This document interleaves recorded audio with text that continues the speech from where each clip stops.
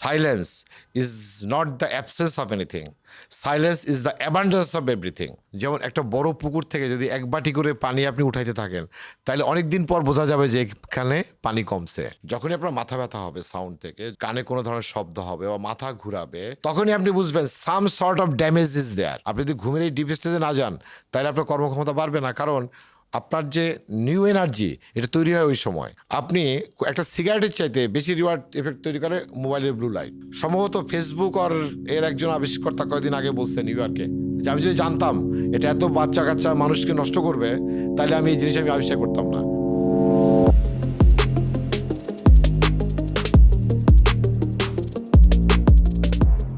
শব্দ দূষণ নীরব ঘাতকের মতো প্রতিনিয়ত আমাদের নানান ক্ষতি করছে। এমন অনেক রোগ রয়েছে যার পিছনের কারণ এই শব্দ দূষণ।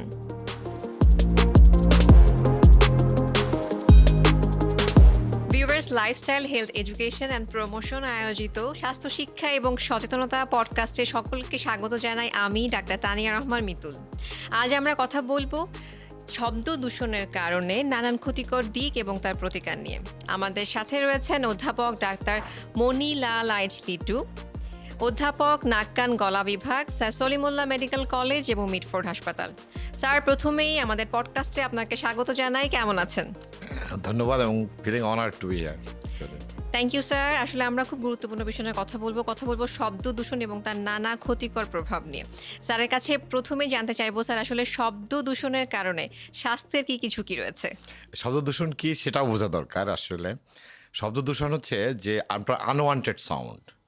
যেমন আপনার রক মিউজিক আপনি শুনতেছেন এক জায়গায় বসে, সেখানে 100 ডেসিবেল সাউন্ড। আবার 3 বাড়ি পরে আরেকজন বই পড়তেছেন, তার কাছে কিন্তু ওই সাউন্ডটা আনওয়ান্টেড, কিন্তু আপনার বাড়িতে আপনি যে রক মিউজিক শুনতেছেন আপনার কাছে ওটা ওয়ান্টেড। সো সাউন্ড পলিউশন হচ্ছে মানে এফেক্ট অফ আনওয়ান্টেড সাউন্ড। এখন এই আনওয়ান্টেড সাউন্ড বা সাউন্ড পলিউশনের ফলে যে ডিজিজগুলো হচ্ছে তার মধ্যে প্রধানত হচ্ছে হিয়ারিং লস। যে হারে ঢাকা শহরে শব্দ দূষণ হচ্ছে, তাতে 2035-এর মধ্যে 1/3 অফ দ্য পপুলেশন আপনার কানে কম শুনবে। সার্টেনলি এখন 25% কম শোনে, কিন্তু তখন 10% বেড়ে 35% হয়ে যাবে, সেটা দাঁড়াবে। এবং নাও এটা কিন্তু কাম আমাদের টু জন্য খুবই দ্য অ্যালার্মিং। Other diseases.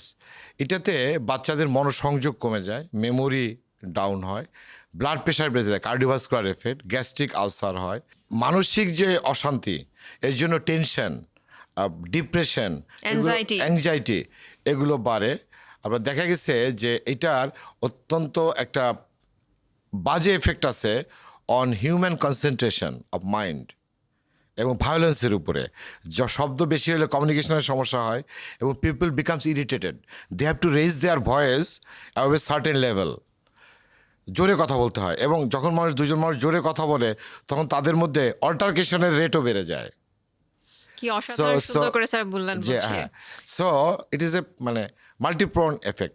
আবার যখন সাউন্ড বেশি হয় আপনি দেখেন তখন বডিতে অ্যাড্রিনালিন নরঅ্যাড্রিনালিন সার্জ হয়, বেড়ে যায়, এবং স্ট্রেস হরমোনের level, that stress hormone with the blood mixing with the blood causing many sort of mental irritation, irritability and so on. Sir, যেমন মেন্টাল ইরিটেশন করছে এবং এই যে স্যার স্ট্রেস হরমোনের কারণে শরীরে তো নানা ধরনের ব্যাড ইফেক্ট আসলে কার্ডিওভাস্কুলার এফেক্ট। কার্ডিওভাস্কুলার আমি তো বললাম যে ব্লাড প্রেশার বাড়া, গ্যাস্ট্রিক আলসার বাড়া, আপনার অন্যান্য কার্ডিওভাস্কুলার ডিজিজ। বলা হচ্ছে যে in some sense it contributes two diabetes and cancer, but এটার এখনও কোনো সার্টেন এভিডেন্সিয়াল প্রুফ নাই। কিন্তু ব্লাড প্রেশার থেকে শুরু করে অন্য যেগুলো আমি বললাম সবগুলারই এভিডেন্স আছে। আসলে স্যার কি ভয়ঙ্কর একটি বিষয় যে কিছুদিনের মধ্যে এটা কিন্তু 10% বেড়ে যাচ্ছে, শ্রবণ শক্তি যে কমে যাচ্ছে। আপনি এবং বললেন যে ডায়াবেটিস, ব্লাড প্রেশার, আরও কত নানান জটিল রোগ করছে এই অতিরিক্ত শব্দ দূষণ। তো স্যার আরেক কাছে জানতে চাইবো, আমাদের দেশের পরিপ্রেক্ষিতে আসলে কোন ধরনের শব্দগুলো আসলে দূষণে তৈরি করছে আর কি? আমাদের দেশে মেইনলি শব্দ দূষণ তৈরি করছে দুইটা সোর্স। আসলে শব্দ দূষণ হয়, একটা হয় ডোমেস্টিক সোর্স, আপনার হোম সোর্স যেটাকে বলি আমরা, আর একটা হলো এক্সটার্নাল সোর্স, বাইরে থেকে হচ্ছে। এর মধ্যে রোডে যে গাড়িগুলো চলে, এই ট্রাফিক নয়েজ যেটা মোটর ভেহিকেল থেকে, এইটাই নাম্বার 1 সোর্স। আর দেন বাইরে অন্যান্য মানে ইন্ডাস্ট্রিয়াল সোর্স আছে, industry, riveting, piling, construction work, দেন পাবলিক অ্যাড্রেস সিস্টেম, যেমন আমরা আনওয়ান্টেড মাইক ব্যবহার করতেছি, বা ক্যানভাসাররা যে কোনো জায়গায় যত্র মাইকের ব্যবহার হচ্ছে, বিভিন্ন কারণে হচ্ছে। ইভেন আপনার বাসার যে জেনারেটর আপনি ব্যবহার করতেছেন, সেই জেনারেটর ইনসুলেশন করতে হয়, অনেক তা আমরা শব্দ করি না। করছে। বাসায় আপনি যে ধরনের অ্যাপ্লায়েন্সগুলো ব্যবহার করতেছেন ডেইলি, ফ্যানের যে সাউন্ড, এটা একটা মাত্রার মধ্যে থাকতে হবে। একটা খুব ইম্পর্টেন্ট সোর্স এই বছর ডাব্লিউএইচওর মূল প্রতিপাদ্য ছিল, সেটা হলো আপনারা যে কানে যে আমরা ওয়াকম্যান ব্যবহার করি, অর্থাৎ হ্যাঁ, হিয়ারিং, হেডফোন, হ্যাঁ। এবং এটা কিন্তু জেনারেশনকে আপনার ড্যামেজ করে দিচ্ছে কান। কিভাবে? আপনি যখন কানে যে শব্দটা শোনেন, তখন ডাইরেক্ট কিন্তু কানের হেয়ার সেলে করে। অ্যাফেক্ট করে। হেয়ার সেল যখন অ্যাফেক্ট করে, তখন 30 ডেসিবেলের একটা সাউন্ড, এটা অ্যাকচুয়ালি 60 ডেসিবেল হয়ে আপনার কানের মধ্যে ঢোকে, ডাইরেক্ট যেহেতু ঢুকতেছে। সো এইটা আপনার হেয়ার সেলকে ড্যামেজ করতেছে, এবং আপনি যে ক্রনিক্যালি ব্যবহার করেন, তাহলে হিয়ারিং লসের পরিমাণ অনেক বেড়ে যাচ্ছে। So our society is going to be a deaf and dumb society. Sir কি ভয়ঙ্কর, আসলে ভয়ই লাগছে যে আসলে হেডফোন কিন্তু আমরা অনেকেই ব্যবহার করি বাড়িতে, কিংবা আমাদের পরিবারের অনেকে, অফিসে অনেকেই ব্যবহার করেন হেডফোন, কখনো কথা বলার কাজে, কখনো মিউজিক শোনার কাজে। তো স্যার তো এটা বলছেন যে আসলেই তো 30 ডেসিবেল যেটা, সেটা আমরা 60 হিসেবে তো আমাদের হিয়ারিং সেলগুলোতে এফেক্ট করছে। স্যার কি এই বিষয়ে সচেতন করার জন্য দর্শকদের উদ্দেশ্যে কিছু বলবেন কিনা? আপনি দেখবেন প্রত্যেকটা ডিভাইসে, অর্থাৎ যে ইয়ারফোনে আপনার এক ধরনের লেভেল লেখা থাকে। যখন ওটা সাউন্ড ভলিউম আপনি বাড়াইতে যান, তখন লেখা থাকে যে এটা আপনার কানের ক্ষতি করতে পারে, ক্ষতি করতে পারে। ওই মাত্রার বেশি না শোনাই ভালো। সেকেন্ড হলো অ্যাজ মাচ অ্যাজ লেস আপনি এটা ব্যবহার করবেন, যতটা কম পারা যায়। ন্যাচারাল সাউন্ড হলো ন্যাচার। একটা জিনিস মনে রাখতে হবে, silence is not the absence of anything, silence is the abundance of everything. কি সুন্দর ভার্কাউ, কথা। জার্মান একজন বিজ্ঞানী ছিলেন, আপনি জানেন, ভার্কাউ স্ট্র্যাড, প্রফেসর ভার্কাউ বলছেন যে আমাদেরকে এই সাউন্ড আবিষ্কারের ফলে, সাউন্ড তো আবিষ্কৃত হয়েছে, আসলে সাউন্ড তো ন্যাচারাল সাউন্ড ছাড়া তো কোনো সাউন্ড পৃথিবীতে ছিল না। ইলেকট্রিসিটি আবিষ্কৃত হওয়ার পরে যন্ত্রপাতি আবিষ্কৃত হয়েছে, এই ওহাম, ফ্যারাডে, ওয়াটম্যান, তারা এটা আবিষ্কার করছেন। দেন গাড়ি আবিষ্কার করছে ফিয়াট। দেন আপনার এরকম বিভিন্ন ডিভাইস আবিষ্কারের ফলে সাউন্ডটা আমাদের সমাজে আসছে। এটাকে বলা হয় disease of the civilisation, disease of the modernity, যেটা আমরা ভুগতেছি সাউন্ড পলিউশনে।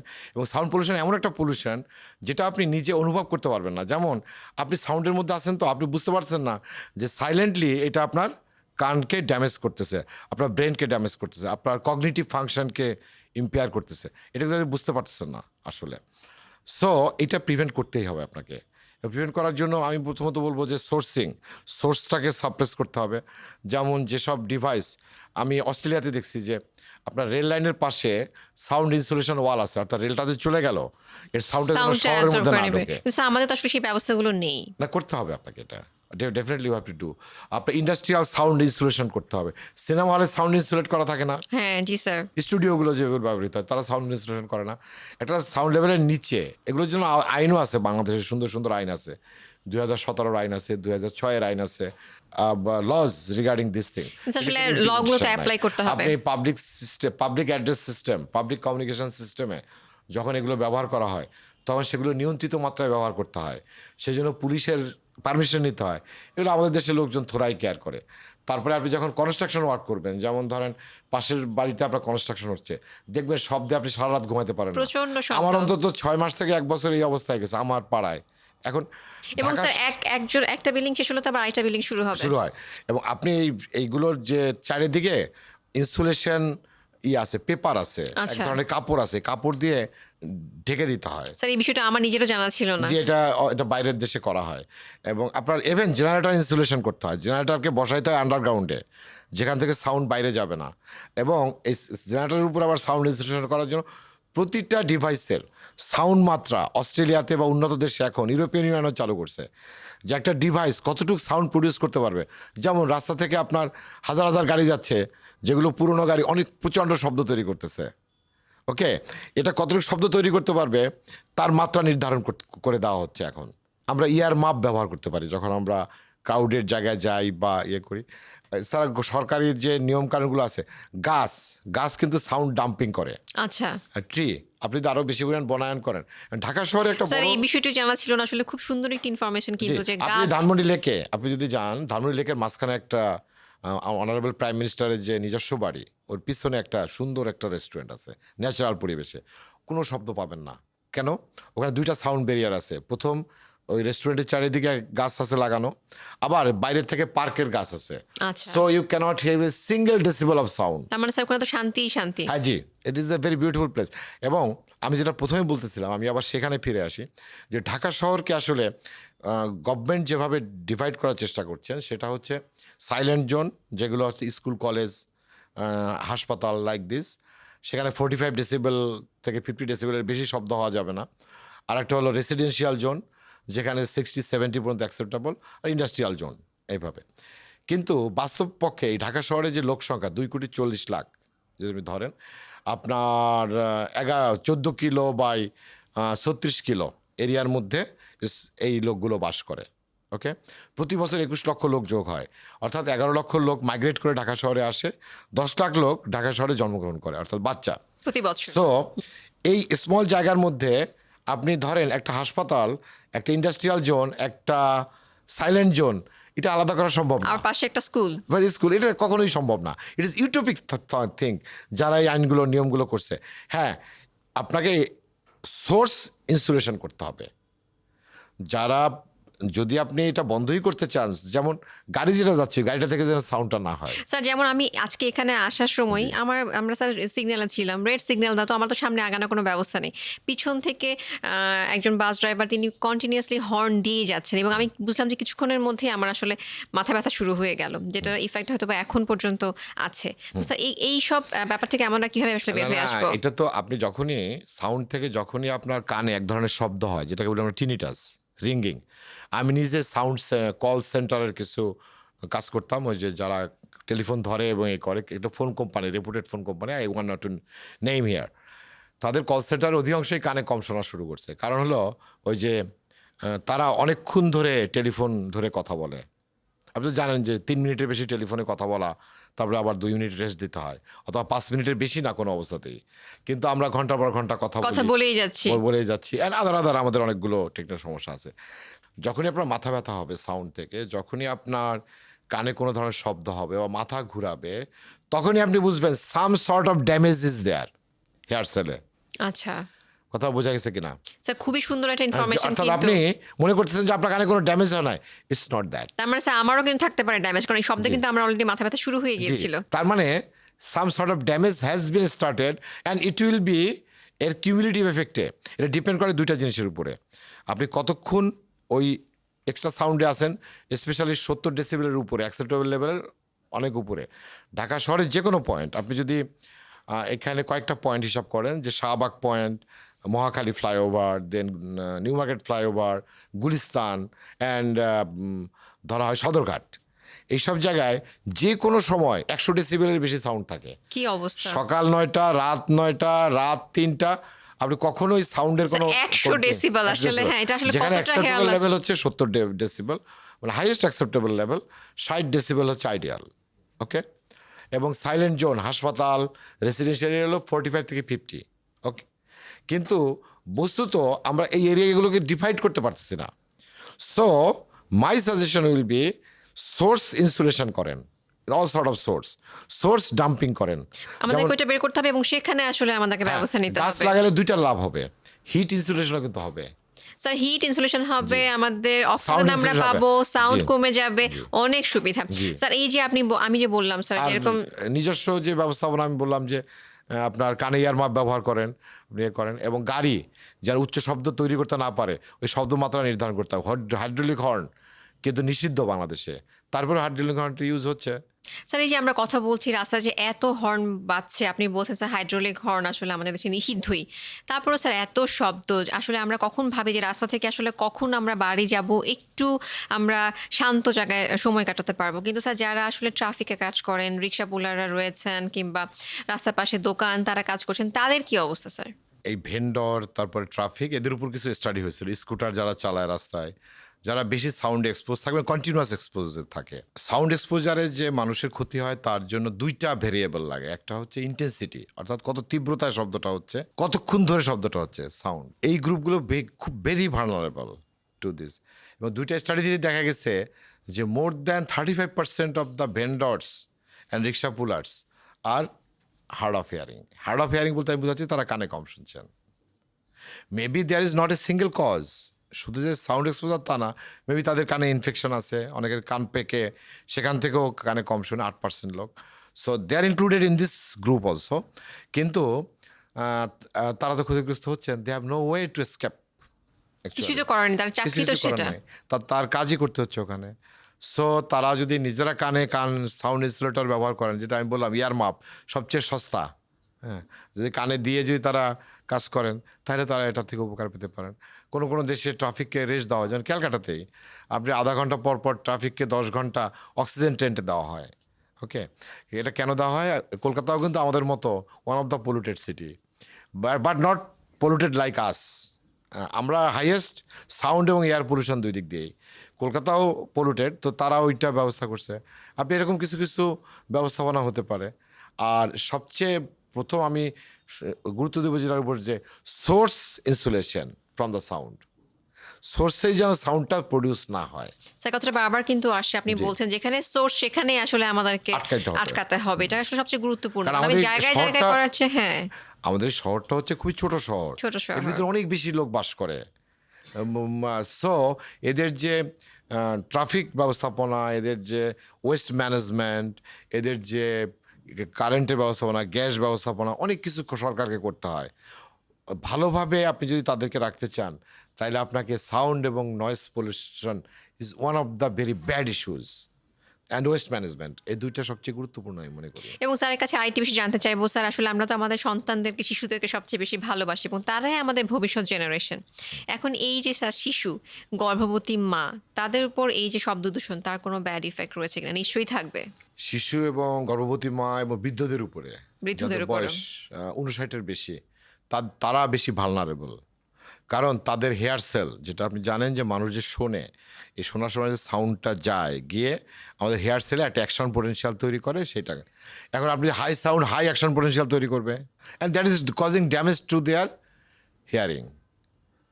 ফলে অনেক বাচ্চা কানে কম শোনা নিয়ে জন্মগ্রহণ করবে। খুবই দুঃখজনক এবং সেটা। বৃদ্ধ যারা, তাদের মানে বয়স্ক যারা, আমিও বৃদ্ধ, I am 58 running, so they will listen more less, যেটুকু তার শোনা দরকার ছিল। অর্থাৎ ধরেন 70, 80, 90 বছরেও সে যতটুকু শুনতো তার চেয়ে অনেক তাড়াতাড়ি তার কান ড্যামেজ হতে থাকবে। ভালনারেবল গ্রুপ বলি আমরা, definitely they are more vulnerable group. এবং ঢাকা শহরে এমন কোনো ব্যবস্থাপনা নাই, এমন কোনো হাসপাতাল নাই that insulated from the sound. ব্যাপারটা খুবই দুঃখজনক। এবং আমরা যেটা বুঝলাম যে গর্ভবতী মায়ের যে সন্তান, সেও কিন্তু তার শ্রবণ শক্তি কম নিয়ে জন্মগ্রহণ করতে পারে। সারা পৃথিবীতে, তাই না, মানুষ থাকতে চায় কোথায়? শহর থেকে বাইরে, দূরে, যেখানে সাউন্ড কম, নেচারের ভিতরে, প্রকৃতির কাছে থাকতে চায়। প্রকৃতির কাছে থাকতে চায়। এটাকে বলে আমাদের বায়ো হ্যাবিট। হ্যাঁ, কারণ আমাদের হোম 3টা, সবসময় বলি। আর রেসিডেন্স মানে যেখানে আমরা থাকি, আমরা যেখানে জন্মগ্রহণ করি সেটাকে বলা হয় বায়োলজিক্যাল হোম।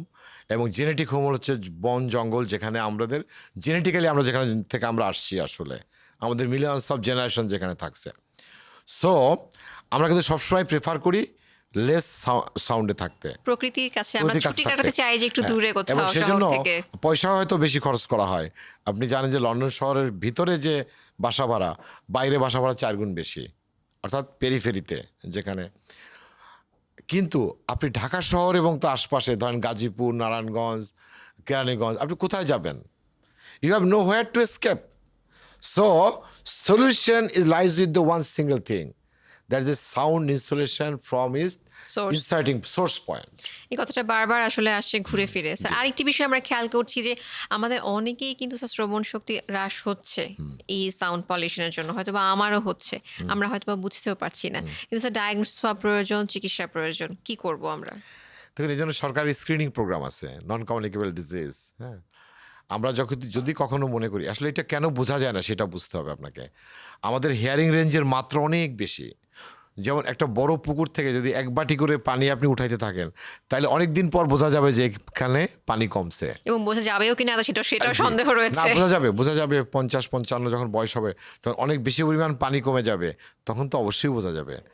সো আপনি যদি screening programme, school health programme আছে বাইরে, সেটা চালু রাখতে হবে আপনার। এবং রেগুলার আমাদের ইয়ারলি যে হেলথ চেক আপ করি আমরা, যেটা আমরা ফাঁকি ঝুঁকি চেক আপ বলি, আমরা অফিসাররাও যেটা করি, আমাদের এক্সরে, চেস্ট এক্সরে করতে হয়, ব্লাড টেস্ট করতে হয়, চোখে দেখতে হয়। এগুলো না দেখেই আমরা এসিআর করে ফেলি। এসিআর কিন্তু হেলথ চেক আপ একটা বিষয় আছে, সব জায়গায় আছে, আমার ধারণা এই যে প্রাইভেট কোম্পানিগুলোতেও আছে। সো প্রপারলি বার্ষিক হেলথ এই হেলথ চেক আপের মধ্যে ইয়ার এগুলো সব রাখতে হবে। তবে বাংলাদেশে একটা ভালো জিনিসও তৈরি হয়েছে, যেমন ধরেন ড্রাইভার সেফটি প্রোটোকলে গত 3-4 বছর আগের থেকে 24টা ডিজিজকে ইনক্লুড করা হয়েছে। তার মধ্যে হিয়ারিং লস, আইসাইট এগুলোকে ইনক্লুড করা হয়েছে। এখন এগুলো যদি ইমপ্লিমেন্ট করা হইতো, ইভেন স্লিপ অ্যাপনিয়া, যেটা আমার ফেভারিট টপিকস অলসো, এই ঘুম লস হয় কিন্তু মানুষের এই সাউন্ডের জন্য, তা জানেন তো, ভেরি স্লিপ ইম্পর্টেন্ট। অ্যাপনিয়া তো আসলে খুবই গুরুত্বপূর্ণ না একটি বিষয়। শুধু স্লিপ অ্যাপনিয়া না, নাক ডাকা, it is very important, we can discuss it in another day. But আমি বলছি যে মানুষের কিন্তু ঘুম লসের অন্য কারণ হলো সাউন্ড। স্যার এই যে কেন নাক কেন ডাকা, কেন কেন ঘুমের সাথে সাউন্ডের সম্পর্ক? ধর আপনি কিন্তু ঘুমের সময় আপনি ঘুমায় থাকতেছেন ঠিকই, কিন্তু আপনার ঘুমটা ডিপ হচ্ছে না। প্রপারলি হচ্ছে না। কেন হচ্ছে না এটা বুঝতে হবে আপনাকে। সাউন্ড, আপনার দূরের যে সাউন্ড, আপনার হিয়ারিং যে আমাদের ইয়ার, এটা কিন্তু আপনাদের একটা প্রোটেক্টিভ অর্গানও, অর্থাৎ এটা সবসময় মনিটর করে যে শব্দ আসতেছে কিনা কোনো, always, so that it keeps alert. এটা ন্যাচারালি এটা হয়। চোখ আলোকে সবসময় মনিটর করে যে আলো আসতেছে কিনা চোখে। এই জন্য কিন্তু আমরা অন্ধকারে ঘুমাই, এই জন্য কিন্তু আমরা সাউন্ডলেস জায়গায় থাকি। কিন্তু আপনার অ্যাম্বিয়েন্ট সাউন্ড, ধরেন ঘরের পাশে সবসময় 70-80 ডেসিবেল সাউন্ডে ট্রাক চলতেছে বা শব্দ হচ্ছে বা আপনি সাউন্ড তাহলে পাচ্ছেন, স্যার অনেকে যে এখন তাইলে ইনসমনিয়া আপনার বেড়ে ঘুমটা, যাচ্ছে। আপনার ব্রেনটা কী হবে, আমি সোজাভাবে বলতেছি, সায়েন্টিফিক ডিটেলসে না গিয়ে, তাহলে আপনার ব্রেন অ্যালার্ট থাকবে না। সো আপনার ঘুমটা ডিপ হবে না। ঘুমের 4টা স্টেজ আছে, আপনার স্টেজ 1-2, দেন ডিপ স্টেজ 3-4। এই 3-4 স্টেজে আপনি যাইতে পারবেন না ঘুমের। আপনি যদি ঘুমের এই ডিপ স্টেজে না যান, তাহলে আপনার কর্মক্ষমতা বাড়বে না, কারণ আপনার যে নিউ এনার্জি এটা তৈরি হয় ওই সময়। কাজেই সাউন্ড আপনাকে বিভিন্নভাবে আপনার শরীরের উপরে আপনার টর্চার করতেছে এবং আপনার শরীরে ক্ষতি করতেছে। তাহলে এই যে স্যার অনেকের ইনসমনিয়া, ঘুম হচ্ছে না রাতের পর রাত, এটার সাথে স্যার সাউন্ড পলিউশন অবশ্যই জড়িত। সাউন্ড পলিউশন জড়িত, ঘুমের আপনার স্ট্রেস লেভেল জড়িত। Sound causes annoyance, sound causes stress, এবং stress causes insomnia. Insomnia. Stress is number 1 cause of insomnia. Sir আমরা কারণ স্ট্রেস যখন বাড়বে তখন আপনি বুঝেন, স্ট্রেস হলে আপনার স্ট্রেস হরমোন বাড়বে, অ্যাড্রিনালিন, নরঅ্যাড্রিনালিন এবং আপনার কর্টিসল। এবং হোয়াট ইজ আওয়ার স্লিপ, আমাদের ঘুম হচ্ছে ব্যালেন্স, অর্থাৎ ভারসাম্য বিটুইন অ্যাডেনোসিন অ্যান্ড মেলাটোনিন হলো একদিকে, আর একদিকে হলো স্ট্রেস হরমোন। যে সুপারসিড করবে, যদি সুপারসিড করে মেলাটোনিন এবং সেরোটোনিন, তাহলে আপনি ঘুমাবেন। আর যদি এটা সুপারসিড না করতে পারে, তাহলে আপনি ঘুমাতে পারবো না। ঘুমাতে পারবেন না, ঘুমে যাদের দেরি হবে।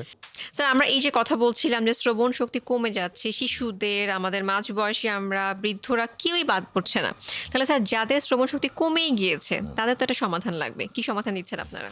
দেখুন, যাদের শ্রবণশক্তি কমে যায় তখন আমরা দেখি কী কারণে শ্রবণশক্তিটা কমতেছে। যদি তার কানে কোনো মানে ওয়াক্স বা ফাঙ্গাস বা কোনো কারণে হয়, তাহলে সেটার আমরা চিকিৎসা দিয়ে দিই। যদি দেখি কানের মধ্যে ফুটা থাকা পর্দায়, যেটাকে আমরা বলি সিএসএম, যদি থাকে, তার অপারেশন, আলাদা চিকিৎসা দিয়ে দিই। যদি তার হিয়ারিং লস হয় ডিউ টু সাউন্ড অ্যান্ড বার্ধক্যজনিত কারণে, যেটাকে প্রেস বাই অ্যাকুইসিস বলা হয়, যদি হয়, তখন তো আমরা হিয়ারিং এইড দিই। দুর্ভাগ্যজনক হচ্ছে পৃথিবীতে প্রায় 800 মিলিয়ন মানুষ কানে কম শোনে, এদের মধ্যে মাত্র 10% মানুষ আপনি হিয়ারিং এইডের ব্যবস্থা পায়। আর বাদ বাকি মানুষ, 60% মানুষের মধ্যে আপনি হিয়ারিং এইড দিয়ে ভালো করে ফেলতে পারেন, কিন্তু তারা কোনো ডাক্তারের কাছে যায় না। আমরা যেমন চোখের কোনো সমস্যা হলে ডাক্তারের কাছে যাই, কিন্তু কানের কোনো সমস্যা হলে ডিউ টু সোশ্যাল রিজন মানুষ ডাক্তারের কাছে যেতে চায় স্যার না। হিয়ারিং এইডটাও অনেকে ব্যবহার করতে চান না, অনেকে এটাকে কিন্তু বাইরে এটা অনেক কমে গেছে, এখন অনেকেই হিয়ারিং এইড ব্যবহার করছে। তাহলে স্যার এটার জন্য সচেতন করার জন্য মানুষকে আমাদের কি করা উচিত? আমরা সেটা প্রতি বছরই এটার জন্য প্রোগ্রাম করা হয় সারা দেশ পৃথিবীতে। WHO 3 মার্চকে ওয়ার্ল্ড হিয়ারিং ডে ডিক্লেয়ার করে তারা এটা করছেন, আমরাও করছি। আমরা হিয়ারিং ফাউন্ডেশন, যেটা আছে মহাসচিব আমরাও চেষ্টা করি। We are trying hour level best to do it. Sir আমাদেরকে মনে হয় আরো বেশি সচেতন হতে তবে হবে। একটা বিষয়ে আমি একটু আপনার নোটিশ আনতে চাই, এটা হচ্ছে আমরা আরেকটা বিষয় খেয়াল করছি না। যেমন ধরেন পাহাড়ি এলাকা, আপনার সমুদ্র, এটিকে বলা হয় সাইলেন্স ওয়াইল্ডারনেস। এই সাইলেন্স ওয়াইল্ডারনেসটাও কিন্তু নষ্ট হয়ে যাচ্ছে। কেন? এখন পৃথিবীর মাত্র 10% জায়গা আছে যেখানে সাউন্ড যায় না। যেমন আপনি একটা জঙ্গল, যেটা খুব শান্ত এরিয়া ছিল, ধরেন সুন্দরবন, তার উপর দিয়েও কিন্তু প্লেন চলে যাচ্ছে, তার মাঝখান থেকেও কিন্তু স্টিমার যাচ্ছে, ফলে জঙ্গলের যে প্রাণী তারাও কিন্তু সাউন্ড এক্সপোজ হচ্ছে, যেটা তারা কখনোই এক্সপোজ ছিল তারা না। তো ভয়ও পাচ্ছে আপনি নিশ্চয়ই। সমুদ্রের ভিতরে যদি আপনি চিন্তা করেন, অয়েল ড্রিলিং, জাহাজ চলতেছে, lots of activities going around the sea, all the commercial ships are going by the sea, ফলে অ্যাকুইটিক বা মেরিন যে আপনার লাইফ এবং আমাদের যে one of the food source, marine source, আপনাদের সম্পদের সোর্স, লাইভলিহুড সোর্স, সেটাও কিন্তু আস্তে আস্তে ধ্বংসের দিকে যাচ্ছে। আপনি দেখেন একটা সোনার অথবা একটা সাবমেরিনের শব্দ 300 কিলো দূর থেকে শোনা যায়। 300 কিলো দূর থেকে শোনা এক্স্যাক্টলি। যাবে। এবং সামুদ্রিক প্রাণীগুলো আপনার যে খাবার সংগ্রহ করে, তার ওয়ান অফ দ্য রিজন হচ্ছে তারা খুব মাইনুটলি সাউন্ড সোর্সটাকে খেয়াল করে, এবং সাউন্ড সোর্সে খেয়াল করে সেই দিকে যায় ওর খাবারের সন্ধানে।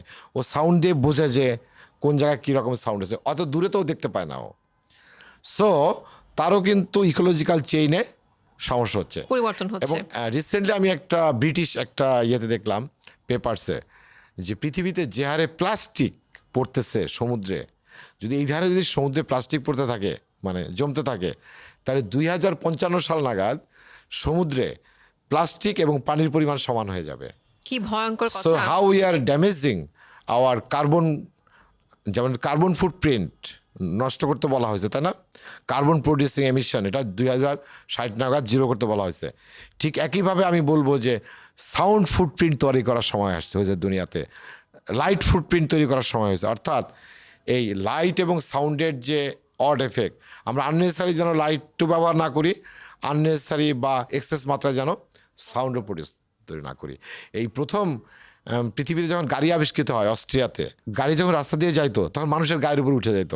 তার চেয়েও বড় ছিল, এই গাড়ি যে সাউন্ড প্রডিউস করতো সেটার জন্য প্রতিবেশীরা কমপ্লেন করতে থাকলো, যে এত কেন শব্দ হচ্ছে। এই গাড়ি শব্দ করে যায় এই সাউন্ডের জন্য। আসলে এখন তো আমরা So, প্রতিনিয়ত হর্নের মধ্যে আছি। সেখান থেকে কিন্তু আসছে পৃথিবীতে ট্রাফিক ল।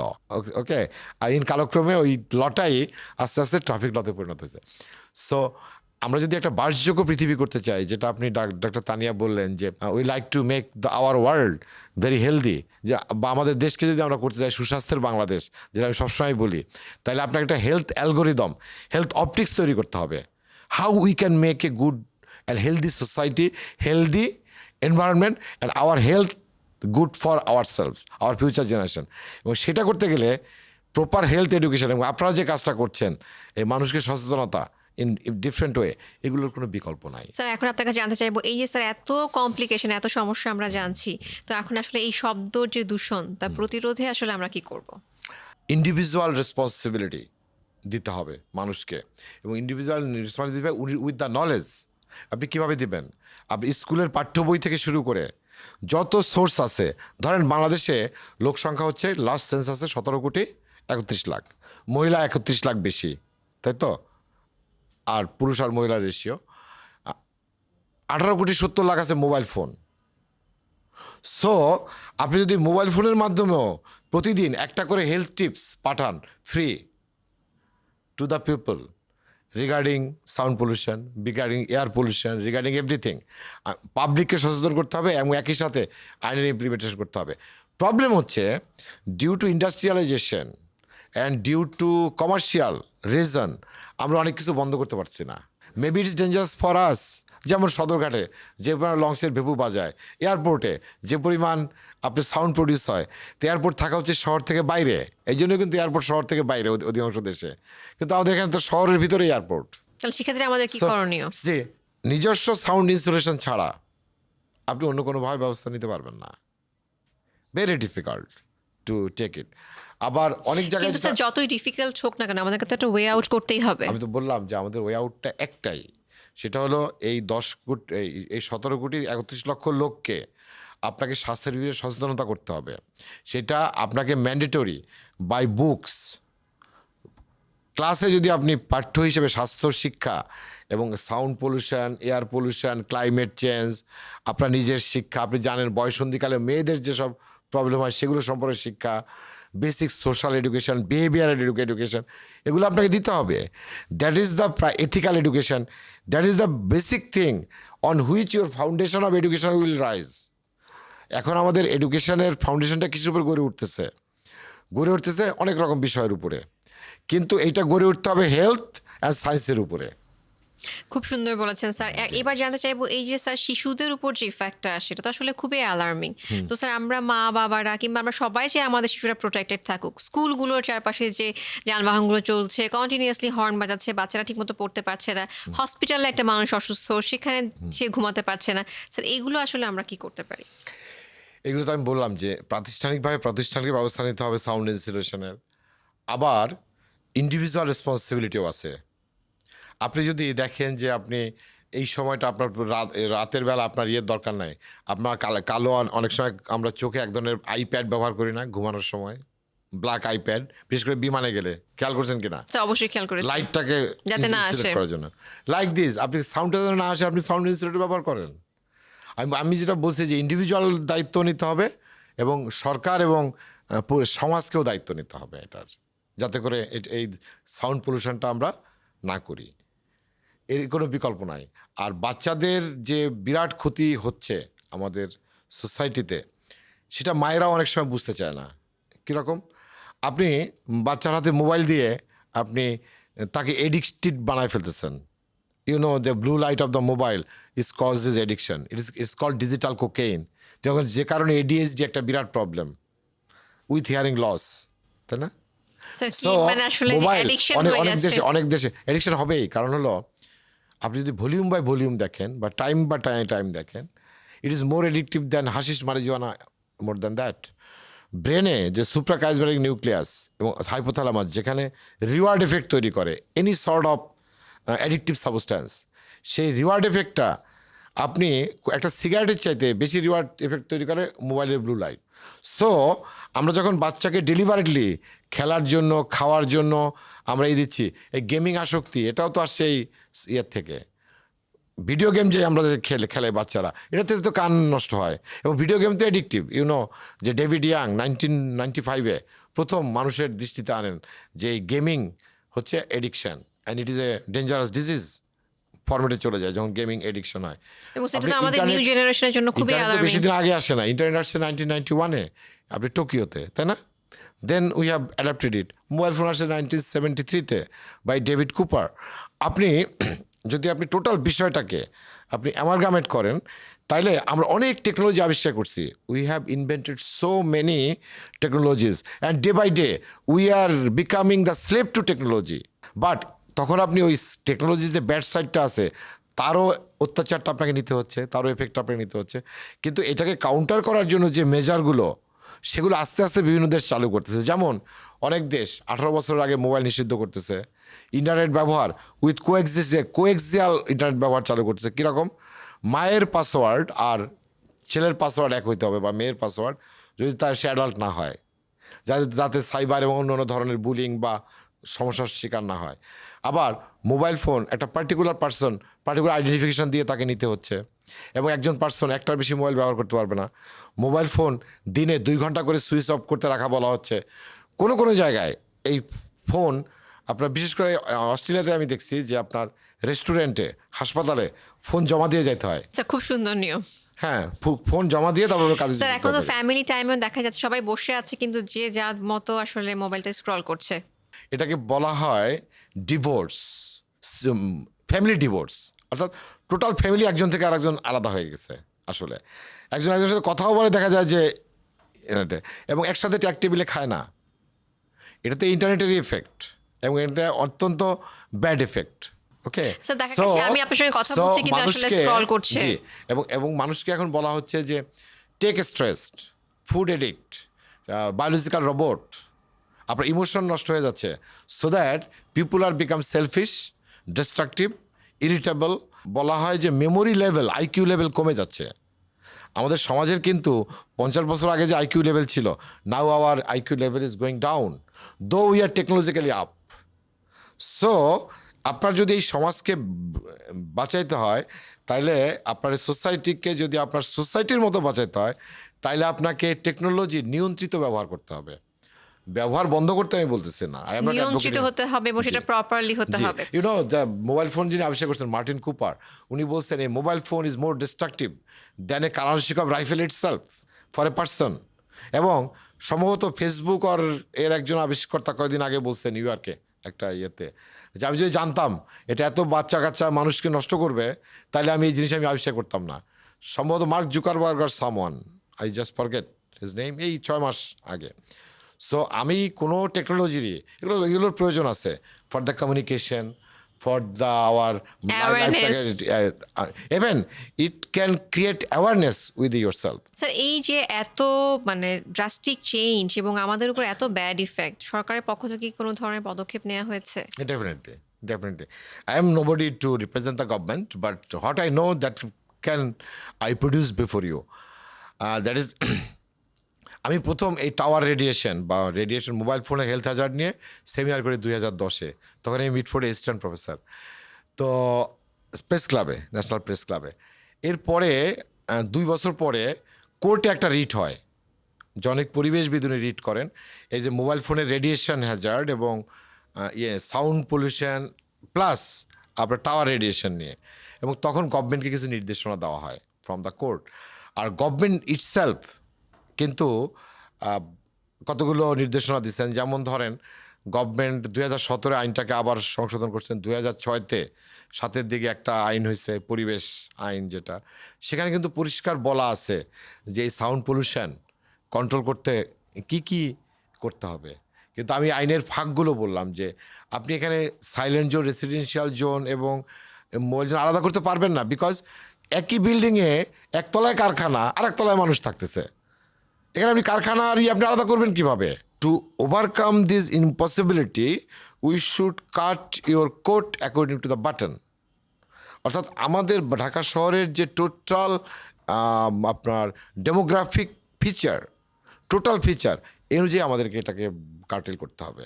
খুব সুন্দর বলেছেন স্যার। একদম শেষ পর্যায়ে এসে দর্শকদের উদ্দেশ্যে কিছু বলার জন্য অনুরোধ করব। আমি যেটা বলবো, silence is gold, silence is healthy, and you should accept the silence and try to be silent, that's all. Sir আপনাকে অনেক ধন্যবাদ। ধন্যবাদ স্বাস্থ্য শিক্ষা ও সচেতনতামূলক এই অনুষ্ঠান, এবং I am feeling really honoured and grateful to you all to invite me to this programme. আমি মনে করি যে এই অনুষ্ঠানের মাধ্যমে এবং এই পেজের মাধ্যমে বাংলাদেশের জনগণ অনেক উপকৃত হবে এবং স্বাস্থ্য বিষয়ে তাদের সচেতনতা বৃদ্ধি পাবে। স্যার আপনাকে অনেক ধন্যবাদ। ভিউয়ার্স, স্বাস্থ্য সংক্রান্ত যে কোনো তথ্য এবং পরামর্শ জানতে আমাদের ফেসবুক পেজ এবং ইউটিউব চ্যানেলের সাথে যুক্ত থাকুন। আমাদেরকে কল করতে পারেন 16263 নাম্বারে। স্যারের মতো আমিও বলবো, silence is gold, silence is healthy. শব্দ দূষণ থেকে তাই আমাদের সকলকে সচেতন হতে হবে। আজ এ পর্যন্তই। সবাই খুব ভালো থাকুন, সুস্থ থাকুন, লাইফস্টাইল, হেলথ, এডুকেশন অ্যান্ড প্রমোশনের সাথেই থাকুন।